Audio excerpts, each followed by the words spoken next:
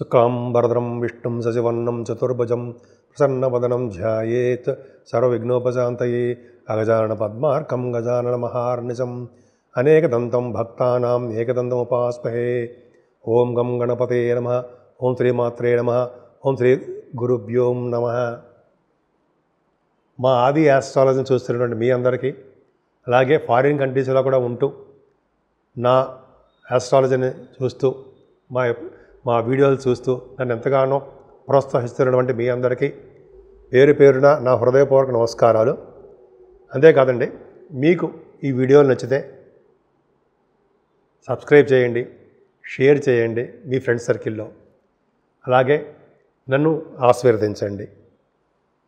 ఇప్పుడు మనం ఏప్రిల్ 6వ తారీఖు నుంచి 12వ తారీఖు వరకు కూడా 12 రాశుల వారికి ఎలా ఉండబోతోందో ఇప్పుడు మనం తెలుసుకుందాం.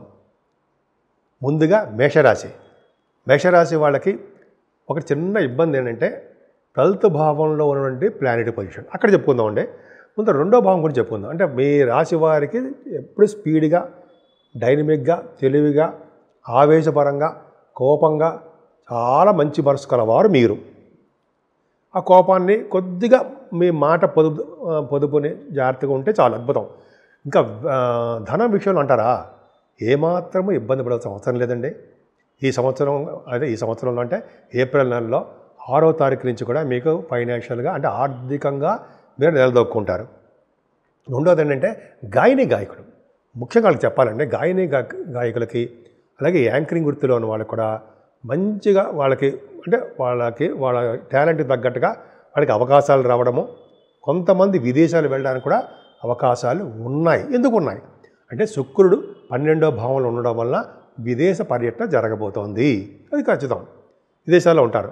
ఈ ప్రోగ్రామ్స్ కూడా విదేశాలు ఇస్తారు. అది పక్కకు పెడితే మీరు మీ రాశి వారికి వేళపడ్డ భోజనం అండి, ఎక్కడికి వెళ్ళినా భోజన వసతులు ఖచ్చితంగా ఉండి తీరుతాయి. మరి మిగతా వాళ్ళకు ఉండవా? ఉంటాయండి.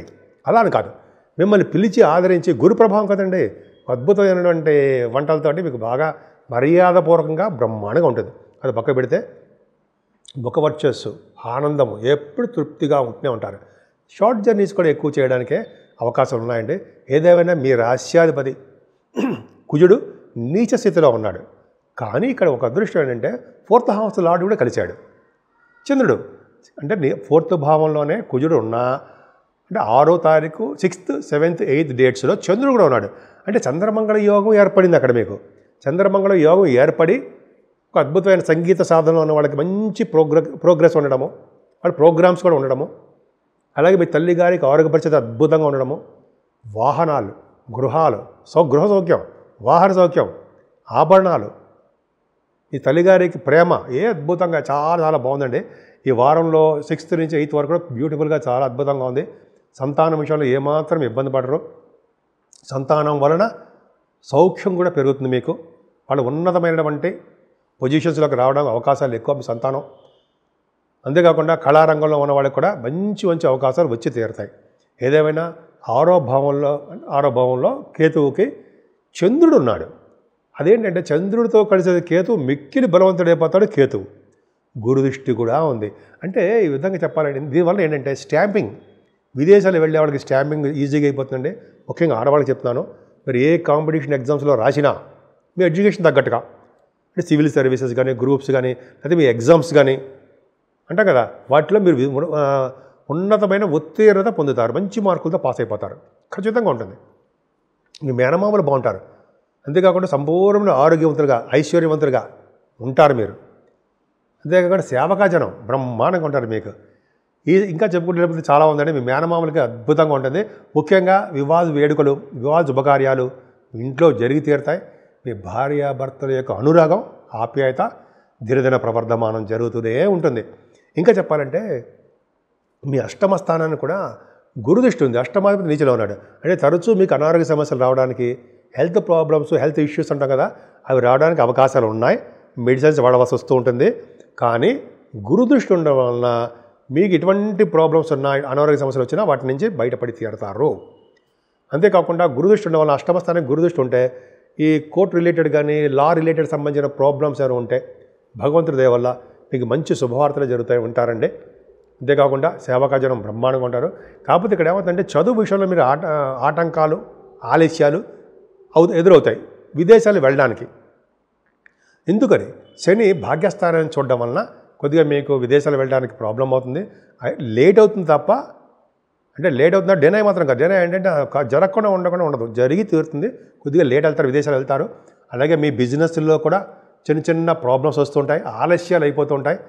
ఓ పట్టాన కొలికి రాకుండా ప్రాఫిటబుల్గా లేకుండా కొంచెం చిన్న ప్రాబ్లమ్స్ వస్తుంటాయి. కానీ మీకు ఉద్యోగ భద్రత మాత్రం పర్ఫెక్ట్గా ఉందండి. ముఖ్యంగా రియల్ ఎస్టేట్ రంగంలో ఉన్న వాళ్ళకి, సాఫ్ట్వేర్ రంగ ఉద్యోగస్తులకి పర్ఫెక్ట్గా వాళ్ళకి ఉద్యోగ భద్రత ఉంది. అంతేకాదండి, మీరు బుద్ధి కర్మానుసారి అన్నట్టుగా మీ చేసే పనులు కూడా అద్భుతమైన పనులు ఉంటాయి మీకు. ఇంకా చెప్పాలంటే మీ బ్యాంకింగ్ రంగంలో ఉన్న వాళ్ళకి, విద్యా సంస్థలో ఉన్న వాళ్ళకి, అలాగే డాక్టర్స్ వృత్తిలో ఉన్న వాళ్ళకి, లాయర్స్ అంటారు సరే, అడ్వకేట్స్ వాళ్ళకి కూడా మంచి అద్భుతమైన ఫలితాలు బాగా ఉన్నాయి.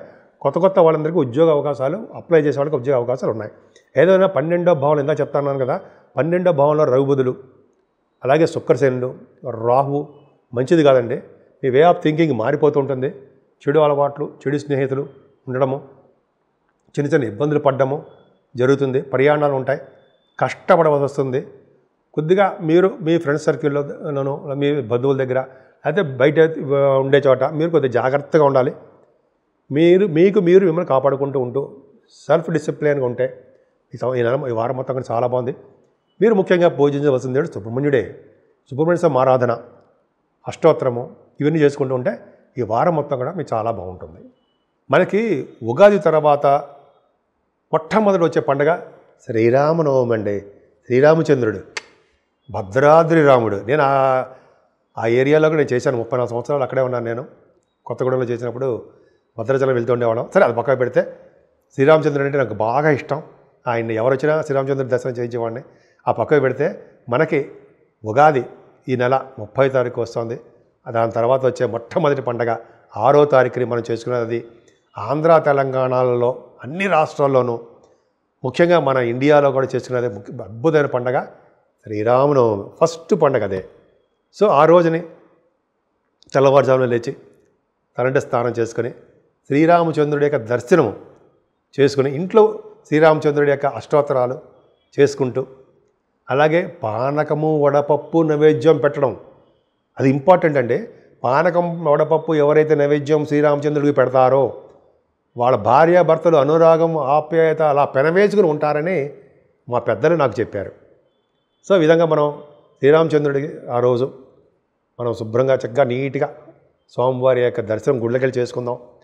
12 గంటలకి మంచి ముహూర్తం, అభిజిత్ లగ్నంలో మనకి కళ్యాణం జరుగుతుంది కదా, ఆ రోజు కళ్యాణం కూడా చూద్దాం. భద్రాద్రి కళ్యాణం. సో మన ఇంట్లో కూడా కళ్యాణం, మన శ్రీరామచంద్రుడిని తెల్లవారుజామున లేచి శ్రీరామచంద్రుడికి పూజ చేసుకోవడము, పిండి వంటల నైవేద్యం పెడతాం మనం. కొబ్బరికాయ కొట్టడం వలన మన దోషాలన్నీ పరిహారం అవుతాయి అంటారు, మన కోరికలు కూడా నెరవేరుతాయి అంటారు. కొబ్బరికాయ కొట్టడము, పానకం వడపప్పు నైవేద్యం పెట్టడము, అంతేకాకుండా శ్రీరామచంద్రుడికి మంచి అన్నీ అంటే రకరకాలమైన పిండి వంటలు చేసుకుని నైవేద్యం పెట్టడము చేస్తామండి, చెయ్యాలి. అంతేకాకుండా పానకము వడపప్పు అందరికీ పంచిపెట్టడము, చల్లని పానీయాలు కూడా మనం దానం ఇవ్వడము. ఇది ఎండాకాలం కాబట్టి 12 గంటలకి మనకి అద్భుతమైన కళ్యాణం శ్రీరామచంద్రుడు భద్రాద్రి కళ్యాణం. నాకు బాగా ఇష్టం. భద్రాద్రి కళ్యాణం జరుగుతుందంటే ఎటువంటి ప్రాబ్లమ్స్ వచ్చినా మనకి, అంటే కష్టాలు, ఎటువంటి కష్టాలు వచ్చినా, ఎటువంటి అనారోగ్య సమస్యలు వచ్చినా మనల్ని కాపాడే భగవంతుడు ఉన్నాడే ఎవరయ్యా అంటే ఒక్క శ్రీరామచంద్రుడేనండి. అద్భుతం. ఆయన కళ్యాణం చేయించుకుందాం. వీలుంటే భద్రాచలం లేకపోతే మన దగ్గర ఉన్న గుళ్ళలో దర్శనాలు చేసుకుందాం. సో కళ్యాణం రోజుని మన ఆంధ్ర తెలంగాణ గవర్నమెంట్ నుంచి మనం శ్రీరామచంద్రుడికి పట్టు వస్త్రాలు కూడా సమర్పిస్తాం. ఎంత అద్భుతం చూసారా, పట్టు వస్త్రాలు సమర్పించడము, కళ్యాణం మన టీవీల్లో కూడా చూడడం మనకు అదృష్టము. అలా చూడడం వల్ల మనకు ఉన్నటువంటి దోషాలు ఏమైనా పరిహారం అయిపోతూ ఉంటాయి. అమ్మవారి యొక్క సీతమ్మవారు దర్శనం చేసుకుంటూ ఉంటాం కాబట్టి శ్రీరామచంద్రుడి యొక్క పట్టాభిషేకం కూడా జరుగుతుంది అదే రోజు, తర్వాత రోజు అలా చేసుకుంటూ ఉంటాం. అదే రోజుని మనం మన ఇళ్లలోనే సాయంత్రాలు ఈవినింగ్ టైమ్స్లో కొత్త బట్టలు ధరిస్తాం. ఈవినింగ్ టైం అయినా పొద్దున పూట కూడా కొత్త బట్టలు ధరించడం, మనం చేసుకున్నటువంటి ఈ పిండి వంటలు నలుగురికి పంచిపెట్టడం, ఇలా సుఖ సంతోషాలతో అద్భుతంగా చేసుకుంటామండి. ఈ ఆంధ్ర తెలంగాణలోనూ మరింత విశేషంగా మనం శ్రీరామచంద్రుడిని చాలా బాగా కొలుస్తాం, పండగలు చేసుకుంటాం. అంతేకాకుండా 12వ తారీఖుని ఒంటిమిట్ట శ్రీరామచంద్రుడి యొక్క కళ్యాణం అద్భుతం, మహా అద్భుతం. ఆయన యొక్క కళ్యాణం కూడా చేసుకుంటూ ఉంటాం. అక్కడ చాలా అద్భుతంగా ఉంటుంది. ఆయన కళ్యాణం చేసుకోవడం వల్ల శ్రీరామచంద్రుడు అండి ఎక్కడున్నా రామ రామ రామ అంటే ఎన్ని కష్టాలు వచ్చినా దగ్గరుండి కాపాడుతాడు. ఆయనకంటే ముందర ఆంజనేయ స్వామి వచ్చేస్తాడు మన దగ్గరికి, మనల్ని ఎప్పుడు కాపాడుతూ ఉంటాడు. సో అలాగ చేయడం వల్ల మనం అద్భుతమైన ఫలితాలు పొందామండి. అంతేకాకుండా 12వ తారీఖున పౌర్ణమి కూడా వస్తుంది. ఎంత అద్భుతం అండి. అంటే 6వ తారీఖున అంటే ఫస్ట్ పండగ శ్రీరామచంద్ర నవమి. సో 6వ తారీఖునేమో భద్రాద్రి రాముడి యొక్క కళ్యాణం, 12వ తారీఖేమో ఒంటిమిట్ట శ్రీరామచంద్రుడి యొక్క కళ్యాణం. అదే రోజు పౌర్ణమి అమ్మవారికి సంబంధించిన పూజలు చేసుకోవడం ఎంత అద్భుతంగా ఉందండి. సో 12 రాసుల వాళ్ళు, నేను చెప్పదగ్గ చిన్న విన్నపం ఏంటంటే 12 రాసుల వాళ్ళు, అన్ని నక్షత్రాల వాళ్ళు కూడా మనం శ్రీరామచంద్రుడిని కొలుద్దాం. శ్రీరామచంద్రుడి యొక్క కృపా కటాక్షాలకి మనం పాత్రులవుదాం. ఆయన యొక్క ఆశీస్సులు తీసుకోవడం వలన ఈ సంవత్సరం మొత్తం నెక్స్ట్ ఇయర్ మళ్ళీ శ్రీరామనవమి వచ్చేంత వరకు కూడా ఆయన యొక్క ఆశీస్సులు మనకి తోడుగా ఉండాలని మనం మనస్ఫూర్తిగా కోరుకుని ఆ శ్రీరామచంద్రుడికి కళ్యాణం చేద్దాం. దగ్గరలో ఉన్న వాళ్ళందరికీ మన తృప్తి, మన యొక్క తహాద కొద్దీ అన్నదానం కానీ, వస్త్రదానం కానీ, పానీయం అంటే నీళ్లు, మంచి నీళ్లు, చల్లటి నీళ్లు అలా దానం చేయడం వల్ల మన తర్వాత తరాల వాళ్ళు కూడా మంచి లోకాల్లో ఉంటారని మనం పురాణాల ద్వారా తెలుసుకున్నాం. సో ఈ విధంగా శ్రీరామనవమి మీ అందరికీ శుభాలు చేకూరాలని, ఈ శ్రీరామనవమి నుంచి వచ్చే శ్రీరామనవమి వరకు కూడా శుభాలు చేకూరాలని, ఆ శ్రీరామచంద్రుడి యొక్క కరుణా కటాక్షాలు నిండుగా మీకు ఉండాలని, నిండు 100 ఏళ్ళు మీరు బతకాలని ఉండాలని నేను మనస్ఫూర్తిగా కోరుకుంటున్నాను.